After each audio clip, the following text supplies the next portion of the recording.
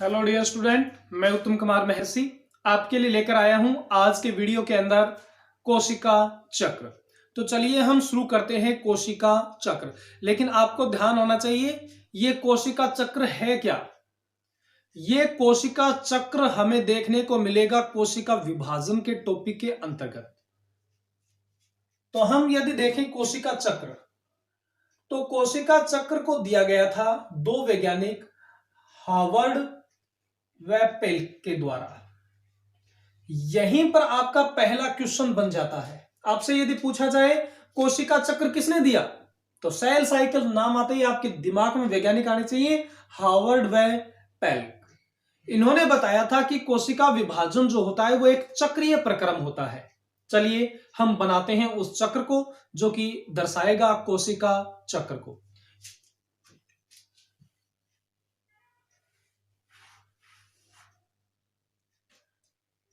कोशिका चक्र नाम से स्पष्ट हो रहा है कि ये एक चक्रीय क्रिया प्रणाली है।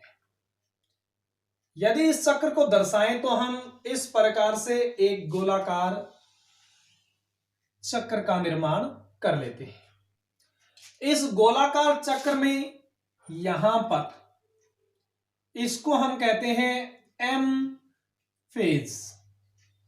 फेज का मतलब होता है अवस्था, यानी इतनी अवस्था जो है वो एम फेज की है। इतनी अवस्था हम किसकी ले लेते हैं, एम फेज की। और इसके बाद ये सारा जो शेष बच गया, एम फेज के अलावा जो भी शेष बचा है वो सारा किसके अंतर्गत आएगा, इंटरफेज के अंतर्गत आएगा। इंटर का अर्थ है मध्य या अंतरा। दो विभाजनों के बीच की अवस्था को हम कहते हैं इंटरफेज। यानी एम फेज ये यहां से लेकर यहां तक एम फेज है, और एम फेज के अलावा जितना चक्र बच गया वो सारा किसके अंतर्गत आएगा, इंटरफेज के अंतर्गत आएगा। इस इंटरफेज को आगे हम तीन पार्ट में डिवाइड कर सकते हैं। ये डिवाइडेशन जो किया गया था वो भी किया गया था हार्वर्ड और पेल्क के द्वारा। हार्वर्ड और पेल्क वही वैज्ञानिक हैं जिन्होंने कोशिका चक्र हमें दिया था, सुझाया था। तो यहां पर इसे हम मान लेते हैं G1 फेज। G1 फेज के बाद आएगी S फेज, और इसके पश्चात आएगी G2 फेज, और G2 फेज के बाद वापस कौन सी आ जाएगी, M फेज। यानी ये एक क्रम चल पड़ा। कौन सा क्रम, सबसे पहले M फेज, फिर G1 फेज, फिर S फेज, फिर G2 फेज। ये क्रम ध्यान रखिएगा, हो सकता है परीक्षा में ये क्रम ही पूछ लिया जाए। आपको कह दें कि कोशिका चक्र का क्रम बताइए, तो आप क्या क्रम बताओगे, M, इधर ले लेते हैं अपने M के बाद में कौन सी आएगी, G1, फिर कौन सी आएगी S, फिर कौन सी आएगी G2। ये क्रम आप लोग अच्छे से ध्यान रखिएगा, परीक्षा में इस क्रम को उलट पलट के दिया जा सकता है, लेकिन क्रम यही रहेगा इसी चक्र के रूप में। ये देखो चक्र है, कहीं से भी शुरू कर लो। यदि आप इसे G1 से शुरू करते हो तो G1 S G2 M। यदि आपने M से शुरू किया है तो M G1 S G2। लेकिन ध्यान रखिएगा M के बाद G1 आएगी, G1 के बाद S आएगी, और S के बाद G2 फेज आएगी। ये क्रम आप लोग बिल्कुल अच्छे से ध्यान रखिएगा, इंपॉर्टेंट है ये परीक्षाओं की दृष्टि से। यदि हम देखें एम फेज क्या है, तो एम फेज वास्तव में विभाजन की अवस्था है। वास्तव में आप जो समसूत्री विभाजन और अर्धसूत्री विभाजन पढ़ते हो, मियोसिस और माइटोसिस जो पढ़ते हो, वो कहां आता है, वो किस फेज के अंदर आता है, एम फेज के अंदर। यानी जो भी मियोसिस और माइटोसिस हम पढ़ते हैं, अर्धसूत्री और समसूत्री विभाजन हम पढ़ते हैं, वो किसके अंतर्गत आता है, एम फेज के अंतर्गत आता है। एम फेज को हम फिर से और ज्यादा डिवाइड कर सकते हैं। एम फेज में सबसे पहले क्या आएगी, प्रोफेज। सबसे पहले कोई भी कोशिका विभाजन में कौन सी अवस्था आती है, प्रोफेज। प्रोफेज के बाद क्या आती है, मेटाफेज। मेटाफेज के बाद कौन सी आती है, एनाफेज। एनाफेज के बाद क्या आती है, टीलोफेज, और टीलोफेज के बाद हो जाता है कोशिका द्रव विभाजन। कोशिका द्रव विभाजन, और कोशिका द्रव विभाजन के पश्चात हमें प्राप्त होती हैं संतति कोशिकाएं, और उन संतति कोशिकाओं में फिर से चल पड़ता है इंटरफेज। फिर इंटरफेज समाप्त होती, वापस वो कोशिका विभाजन करेगी, फिर संतति कोशिकाएं बन जाएंगी, फिर वापस इंटरफेज आएगी। ये क्रम इस प्रकार चलता रहता है और जीव एक कोशिके से बहुकोशिकीय रूप धारण कर लेता है। याद रखिए, जीवों में मरम्मत का कार्य, जीवों में वृद्धि का कार्य सब किसके द्वारा संपन्न होता है? इसी कोशिका विभाजन के चक्रीय प्रक्रम द्वारा संपन्न होता है। कोई भी जीव हो, उसके जीवन की शुरुआत एक कोशिका युग्मनज से होती है। ज्यादातर जो बहुकोशिकीय यूकैरियोटिक प्राणी हैं उनमें युग्मनज बनता है, अर्थात लैंगिक जनन करने वाले प्राणियों में क्या बनेगा? युग्मनज। और युग्मनज जो एक कोशिका है उससे धीरे धीरे जब बहुकोशिकीय शरीर बनता है, विशालकाय शरीर बनता है, वो कोशिका विभाजन के चक्रीय प्रक्रम द्वारा ही बनता है। तो ये कोशिका चक्र बन गया हमारे लिए। यदि हम इस सेल साइकिल को डिटेल से देखें, एक बार दोबारा देख लीजिए डिटेल देखने से पहले, फिर अपने इसके अंदर एक एक करके अध्ययन करेंगे। मेटाफेज सबसे पहले आएगी। मेटाफेज में कौन कौन सी अवस्थाएं आएंगी? एम फेज आएगी। एम फेज के अंतर्गत मेटाफेज, ये प्रोफेज, मेटाफेज, एनाफेज, टीलोफेज और कोशिका द्रव विभाजन। वास्तव में विभाजन की अवस्था एम फेज है, और एम फेज के उप अवस्थाएं हो जाएंगी ये सारी। एम फेज खत्म होते ही शुरू हो जाएगी इंटरफेज। इंटरफेज में G1, S और G2। यदि हम चर्चा करें, एक एक करके इनकी डिटेल देखें, ये चक्र आप लोग ध्यान रखिएगा। सबसे पहले हम शुरू करते हैं इंटरफेज। आपको पता है कि इंटरफेज दो विभाजनों के बीच की अवस्था है, यानी कोशिका विभाजन के, एक कोशिका विभाजन के प्रारंभ से लेकर दूसरे विभाजन के प्रारंभ तक का समय कोशिका चक्र कहलाएगा। यदि कोशिका चक्र की परिभाषा देखें तो क्या बनेगी? एक कोशिका विभाजन के प्रारंभ से लेकर दूसरे विभाजन के प्रारंभ तक का समय, यानी एम अवस्था से शुरू होकर दोबारा जब तक एम अवस्था आएगी, वो जो प्रोसेस वो क्या कहलाएगी? कोशिका चक्र कहलाएगी। कोशिका चक्र के अंतर्गत अभी अभी हमने इंटरफेज देखी थी। अब इस इंटरफेज के बारे में कौन कौन सी खास बातें, कौन कौन से तथ्य हैं जो परीक्षाओं में पूछे जा सकते हैं, वो यहां पर मैं दे रहा हूं आपको। तो कोशिका सबसे ज्यादा जीवन काल, सर्वाधिक जीवन काल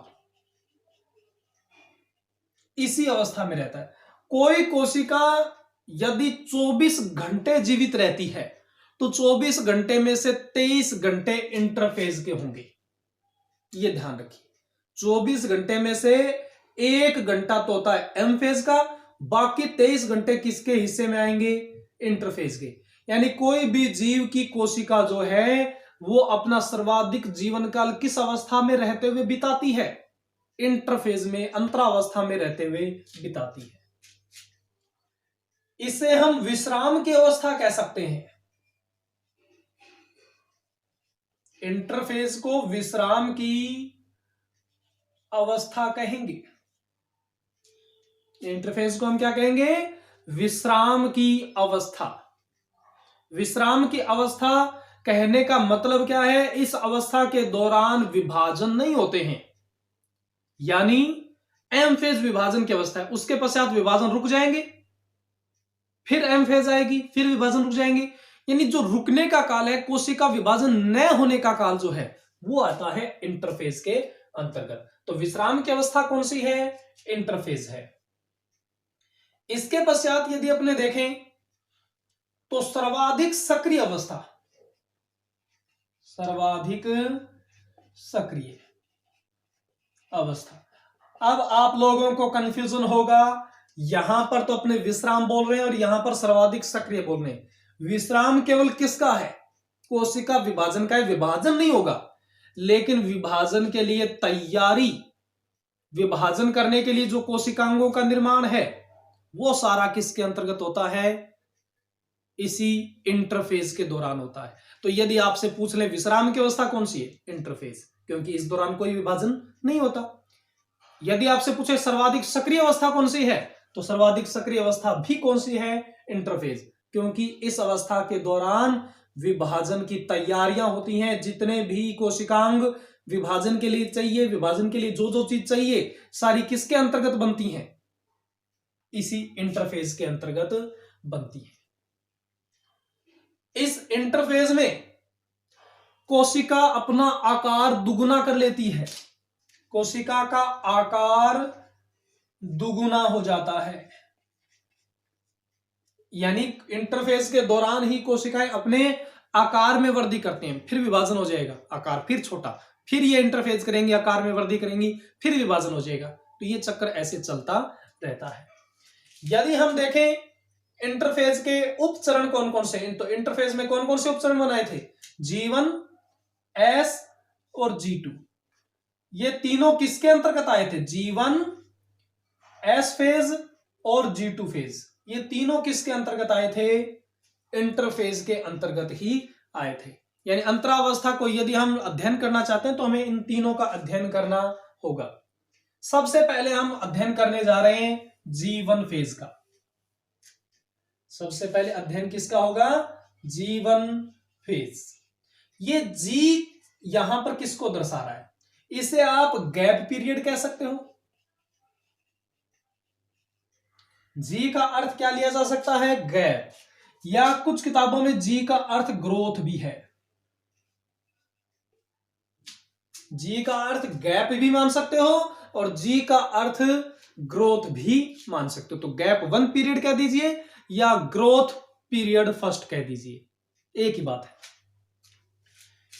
यदि सर्वाधिक परिवर्तनशील का अर्थ देखा जाए, सर्वाधिक परिवर्तनशील, सबसे ज्यादा परिवर्तनशील जो अवस्था है वो कौन सी है? G1 phase. कुछ में तो ये कुछ मिनटों की होती है, कुछ में ये कुछ महीनों की हो सकती है, कुछ जीवों में कई वर्षों की भी हो सकती है। तो ध्यान रखिएगा, समय के अनुसार जो सबसे ज्यादा परिवर्तनशील है, अलग अलग जीवों में इसका अलग अलग टाइम पीरियड होता है, तो वो कौन सी है? G1 phase. इसके अलावा G1 फेज में किस किस चीज का निर्माण होता है? निर्माण होता है इसमें प्रोटीन का, इसमें निर्माण होता है आरएनए का। प्रोटीन और आरएनए जो निर्मित होते हैं, इनकी संख्या जो डबल होती है वो किस अवस्था के दौरान होती है? G1 अवस्था के दौरान ही होती है। ध्यान रखें, कुछ जीवों के अंदर G0 अवस्था भी पाई जाती है। ये G0 अवस्था वैसे हमने शामिल नहीं किया इसके अंदर, BM, G1, S, G2 इसके अंदर ये शामिल नहीं की जाती है। लेकिन ध्यान रखिएगा, जिन कोशिकाओं में विभाजन क्रिया बंद हो जाती है, जैसे विभजोतक ऊतक है, विभजोतक ऊतक से जब स्थायी ऊतक बनते हैं तो स्थायी ऊतकों की कोशिकाएं विभाजन नहीं करती हैं। तो जब वो विभाजन नहीं करेंगी तो वो कौन सी अवस्था के अंतर्गत रहेंगी? G0 अवस्थाओं के अंतर्गत रहेगी। तो जिन कोशिकाओं ने विभाजन बंद कर दिया है उनमें कौन सी अवस्था मिलेगी? G0 अवस्था मिलेगी। जिसने विभाजन बंद कर दिया उसके अंदर वो कौन सी अवस्था में मिलेंगी? G0। एग्जाम्पल के तौर पर आरबीसी सेल जो होती हैं, एग्जाम्पल के तौर पर हमने क्या लिया? आरबीसी। इसके अलावा तंत्रिका कोशिकाएं, ये कभी भी विभाजन नहीं करती हैं। आरबीसी और तंत्रिका कोशिकाएं आजीवन विभाजन नहीं करती। एक बार बन गई तो बन गई, उसके पश्चात ऐसा नहीं है कि एक आरबीसी से दूसरी आरबीसी बनेगी, एक तंत्रिका से दूसरी तंत्रिका बनेगी, ऐसा नहीं है। इनके अंदर विभाजन नहीं होता। तो आपसे पूछ ले आरबीसी जीवन काल में किस अवस्था के अंतर्गत रहती हैं? तो G0 के अंदर रहती हैं। तंत्रिका कोशिकाएं आजीवन किस अवस्था में रहेंगी? G0 में, क्योंकि इनमें किसी प्रकार का विभाजन नहीं होता। इसके अलावा आपसे पूछ लिया जाए पादप में स्थायी ऊतक जो होते हैं, पादपों के ऊतक जब आप पढ़ते हो तो वहां पर दो टाइप के ऊतक बताए जाते हैं, विभजोतक और स्थायी ऊतक। स्थायी ऊतक जो है उनमें कभी भी विभाजन नहीं होता, तो इसलिए पादप के स्थायी ऊतक आजीवन किस अवस्था के अंतर्गत रहेंगे? G0 के अंतर्गत। तो यहां पर मैंने बीच के अंदर आपको G0 बता दिया है कि G0 किस में मिलेगी? जो कभी भी विभाजन नहीं करती। जिसने विभाजन बंद कर दिया है वो किस अवस्था में रहेंगी? G0। जैसे आरबीसी, पादपों के स्थायी ऊतक और तंत्रिका कोशिका, ये हमेशा G0 के अंतर्गत रहती हैं। लेकिन जो विभाजन करती हैं, जिनमें विभाजन पाया जाता है, वो किसके अंतर्गत रहेंगी? M phase. एम फेज के बाद उनमें डायरेक्ट क्या आ जाएगी? G1 आ जाएगी, न कि G0। G0 उसी में आएगी जो विभाजन बंद कर देंगी, वरना M के बाद क्या आएगी? G1। तो G1 अवस्था के अंतर्गत ये इंटरफेज का एक उप अवस्था है। इसके अंतर्गत क्या बनती है? प्रोटीन और आरएनए। आपसे पूछ लिया जाए प्रोटीन और आरएनए का निर्माण किस अवस्था के दौरान होता है, तो हम कहेंगे G1 अवस्था के अंतर्गत। इसके पश्चात सबसे इंपॉर्टेंट, यदि इंटरफेज का एक इंपॉर्टेंट क्वेश्चन पूछा जाए तो वो कहां से उठेगा? एस फेज से उठेगा। एस का अर्थ है यहां पर सिंथेसिस। एस का अर्थ क्या? सिंथेसिस। सिंथेसिस का मतलब है संश्लेषण, अर्थात ये कौन सी अवस्था है? संश्लेषण की अवस्था है। कौन सी अवस्था है ये? संश्लेषण काल। इंटरफेज के लिए सबसे इंपॉर्टेंट क्वेश्चन यहां पर आएगा आप लोगों के लिए, क्या? डीएनए निर्माण, यानी रेप्लिकेशन। रेप्लिकेशन आपको पता होगा, रेप्लिकेशन या प्रतिकृति क्या होती है? रेप्लिकेशन या प्रतिकृति किसको बोलते हैं? डीएनए से डीएनए का निर्माण होना रेप्लिकेशन कहलाता है। डीएनए से डीएनए का निर्माण होना क्या कहलाता है? रेप्लिकेशन। तो रेप्लिकेशन ये होता किस अवस्था के अंतर्गत है? तो ध्यान रखिएगा, इंटरफेज की एस उप अवस्था के अंतर्गत होता है डीएनए संश्लेषण। हम जानते हैं कि एक गुणसूत्र के अंतर्गत दो अर्धगुणसूत्र पाए जाते हैं। एक गुणसूत्र में कितने अर्धगुणसूत्र पाए जाते हैं? दो। एक अर्धगुणसूत्र ये, दूसरा अर्धगुणसूत्र ये। इस अर्धगुणसूत्र को कहते हैं हम क्रोमेटिड। ये मैं आपको सब बता चुका हूं पहले वाले वीडियो के अंतर्गत। क्रोमेटिड, एक गुणसूत्र में कितने क्रोमेटिड मिलेंगे? दो। एक ये, दूसरा ये। अब एक क्रोमेटिड में कितने डीएनए मिलते हैं? एक डीएनए। जब कोशिका विभाजन होता है, उस कोशिका विभाजन के दौरान क्रोमेटिड आधे आधे हो जाते हैं, यानी सेंट्रोमियर से क्रोमेटिड विभाजित होकर टूट जाता है। जब कोशिका विभाजन होगा, एम फेज आएगी, तो एम फेज के अंतर्गत क्या हो जाएगा? दो क्रोमेटिड में से केवल कितने क्रोमेटिड बच जाएंगे? एक। अब एक क्रोमेटिड में डीएनए कितने हैं? एक। लेकिन एस फेज के दौरान डीएनए का रेप्लिकेशन होता है और क्रोमेटिड की संख्या वापस कितनी हो जाती है? दो। यानी कोशिका विभाजन के पश्चात क्रोमेटिड की संख्या डबल कब हो जाएगी? क्रोमेटिड बोल दो, क्रोमेटिड यानी अर्ध गुणसूत्रों की संख्या डबल कब होगी? एस फेज के दौरान। और ये क्रोमेटिड डबल क्यों हो जाते हैं? क्योंकि इस अवस्था में होता है डीएनए रेप्लिकेशन।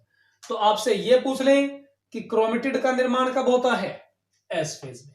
आपसे पूछ लें डीएनए रेप्लिकेशन कब होता है, जो कि इंपॉर्टेंट है। डीएनए रेप्लिकेशन कब होता है? एस फेज के अंदर। कोशिका चक्र में सब कुछ भूल जाना चाहिए, लेकिन यह क्वेश्चन आपके याद रहना चाहिए कि डीएनए संश्लेषण किस अवस्था के अंतर्गत होता है? एस फेज के अंतर्गत। इसके पश्चात एस फेज में सारे के सारे डबल हो गए। एस फेज के बाद आती है G2 फेज। G2 फेज का अर्थ तो आप जान ही होंगे, गैप पीरियड सेकंड, या इसे कह सकते हैं ग्रोथ पीरियड सेकंड। तो इसके अंतर्गत क्या क्या होता है? इसके अंतर्गत आरएनए बनेगा, प्रोटीन भी बनेगी, जो कि जीवन के अंतर्गत भी बनी थी, इसके अंतर्गत भी बनेगी। इसके अलावा सारे कोशिकांग जितने भी हैं,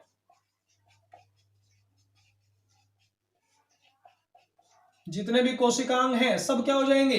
दुगने हो जाएंगे। जितने भी माइटोकॉन्ड्रिया है, mitochondria double, ribosome, ribosome double, Golgi का डबल, जितने भी कोशिकांग डबल हो जाएंगे। और एक कोशिकांग ध्यान रखना, तारक काय भी दोगुना हो जाता है, क्योंकि कोशिका विभाजन में जो रोल होता है वो कौन से कोशिकांग का सबसे ज्यादा होता है? तारक काय का। इसलिए ध्यान रखिएगा, तारक काय की संख्या दोगुनी कब होती है?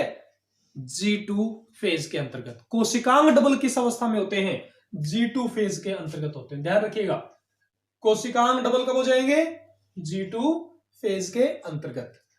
तो इंटरफेज में कौन कौन सी अवस्थाएं देखी आपने? G1 S जिसमें डीएनए बना था, और G2 फेज। G1 के अंदर क्या बना? आरएनए और प्रोटीन। इसके अलावा S फेज में क्या बना? डीएनए। और G2 के अंदर क्या बना है? जितनी भी चीजें सारी की सारी डबल। लेकिन ध्यान रखिएगा, डीएनए डबल कब हुआ था? S फेज के दौरान। तो ये था इंटरफेज। इंटरफेज के बारे में जो जो इंपॉर्टेंट चीजें थी मैंने आपको सारी बता दी। इसके पश्चात आता है एम फेज। कोशिका चक्र एक बार दोबारा याद कर लीजिए, क्या था कोशिका चक्र? इस प्रकार का था। यहां पर एम फेज देखी थी अपन ने, यहां क्या देखी? G1, इधर क्या थी? S, और ये क्या थी? G2। G1, S और G2 सब किसके अंतर्गत आते हैं? इंटरफेज के अंतर्गत आते हैं। यानी कोशिका अपने आकार में वृद्धि करेगी किस अवस्था के दौरान? इंटरफेज के दौरान। कोशिका का विश्राम काल कौन सा होता है? इंटरफेज। कोशिका की सबसे सक्रिय अवस्था कौन सी होती है? इंटरफेज। तो ये बातें आप लोग इंटरफेज के बारे में ध्यान रखिएगा। और कौन सी इंटरफेज की अवस्था जो है उसमें G0 आती है? G0 उसी में आएगी। G0 आएगी तो कहां आएगी? एम फेज के तुरंत बाद। और G0 केवल उसी में आएगी जिसने विभाजन करना बंद कर दिया है, या जो कभी विभाजन करती ही नहीं, जैसे स्थायी ऊतक, आरबीसी और तंत्रिका कोशिकाएं कभी भी विभाजन नहीं करती हैं। और इसके साथ मैं आपको एक और भी अच्छा क्वेश्चन बता देता हूं कि मेरुरज्जु, इसके अलावा उपकला कोशिकाएं, उपकला को अंग्रेजी में क्या कहा जाता है? एपिथीलियम। उपकला यानी एपिथीलियम। इसके अलावा पादपों का विभज्योतक, ये सब आजीवन विभाजन करते हैं। जब तक रहते हैं हमेशा ये विभाजन करते रहते हैं। तो मैंने आपको वो भी बता दिए जो कभी विभाजन नहीं करते, मैंने आपको वो भी बता दिए हैं जो सदैव विभाजन करते रहते हैं। कौन कौन है? मेरुरज्जु, उपकला ऊतक। उपकला ऊतक वो ऊतक होता है जो अंगों के बाहर एक आवरण का निर्माण करता है। और इसके अलावा विभज्योतक। विभज्योतक तो नाम से स्पष्ट हो रहा है, विभाजनशील ऊतक। तो ये आजीवन विभाजन करते रहते हैं। तो इंटरफेज के बारे में मैंने आपको सब कुछ बता दिया। एम फेज के बारे में यदि देखा जाए तो वास्तव में कैरियोकाइनेसिस जो होता है, कैरियोकाइनेसिस, और दूसरा होता है साइटोकाइनेसिस।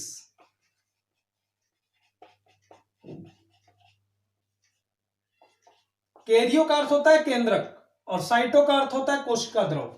इन दोनों को मिलाएंगे तो क्या बनेगा? कोशिका विभाजन। इन दोनों को मिलाएंगे तो क्या बनेगा? कोशिका विभाजन। तो कोशिका विभाजन किस अवस्था में होता है? एम फेज के दौरान। विभाजन की जो मूल प्रक्रिया है, विभाजन का जो मुख्य कार्य है, वो किस अवस्था के अंतर होता है? एम फेज के अंतर्गत होता है। और एम फेज को आप डिवाइड कर सकते हो। एम फेज में कैरियोकाइनेसिस जो है, केंद्रक विभाजन जो है, उसमें आएंगी प्रोफेज, मेटाफेज, एनाफेज और टीलोफेज। यानी ये जो उप अवस्थाएं हैं, प्रोफेज, मेटाफेज, एनाफेज, टीलोफेज, ये सब किसकी उप अवस्थाएं? कैरियोकाइनेसिस की, यानी केंद्रक विभाजन की, जो कि आप पढ़ोगे समसूत्री और अर्धसूत्री विभाजन के दौरान।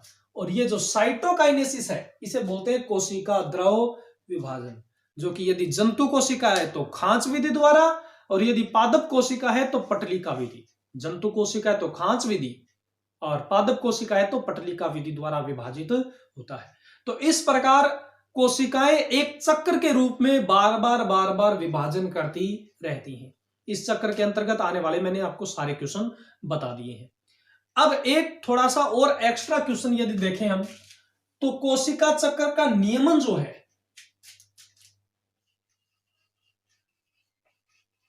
इसका नियंत्रण या नियमन ये कौन करता है, किसके नियंत्रण में होता है सेल साइकिल? तो आप ध्यान रखोगे सीडीसी जीन व साइक्लिन प्रोटीन, साइक्लिन प्रोटीन, ये सीडीसी जीन दो टाइप के होते हैं, 1 और 2, सीडीसी 1, सीडीसी 2।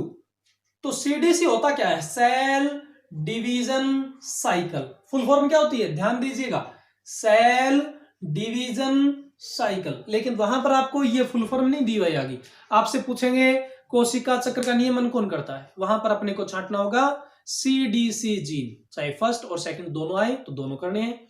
और इसके अलावा एक प्रोटीन है साइक्लिन प्रोटीन, ये भी कोशिका चक्र का नियमन करती है। तो इन बातों को आप ध्यान रखोगे, और वो ध्यान रखना है वैज्ञानिक का नाम कोशिका चक्र किसके द्वारा दिया गया था, हार्वर्ड व पेल के द्वारा, हार्वर्ड व पेलिक। कोशिका चक्र हमें किसने बताया, कोशिका चक्र के बारे में हार्वर्ड और पेलिक ने हमें बताया था। तो बस ये चीजें आप लोग ध्यान रखोगे। धन्यवाद।